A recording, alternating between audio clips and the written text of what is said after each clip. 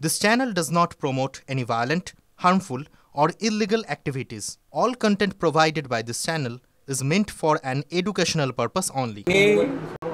যে ধরনের কথাবার্তা বলেছেন তাতে বাংলা বাঙালি হিসেবে আমরা সবাই লজ্জিত।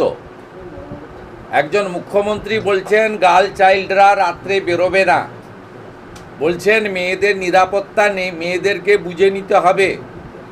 এটা কোন জঙ্গলের রাজত্বে আমরা বসবাস করছি? আমরা আশা করেছিলাম মুখ্যমন্ত্রী তার চার্টার ফ্লাইট নিয়ে অন্ডালে নেমে ওই কন্যাটিকে দেখতে যাবেন, তার চিকিৎসা কেমন চলছে, অন্তত ডাক্তারদের সঙ্গে আইকিউসিটিতে কথা বলে তারপরে তিনি তার ভ্রমণে বা প্রমোদে যাবেন। তিনি সে দায়িত্ব পালন করেননি।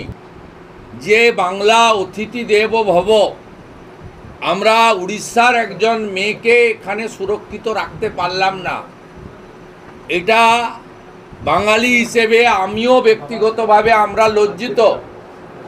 আমরা উড়িষ্যার শেঠিবাবু এবং তার পরিবারের কাছে আমরা ক্ষমা প্রার্থী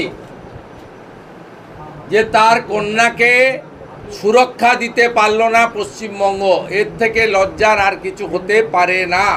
উনার মাতৃদেবী পিতৃদেবী আরেকটা বিষয় আমার কাছে বলেছে যে আমার মেয়েকে এখানে আমরা রাখবো না। আমরা ৮০ লক্ষ টাকা ক্যাপিটেশন ফি দিয়ে ভর্তি করিয়েছি আইকিউসিটিতে। আমরা আমার মেয়েকে এখানে রাখবো না, মেয়ের ভবিষ্যৎ কি হবে? মেয়ে সেকেন্ড ইয়ারের স্টুডেন্ট।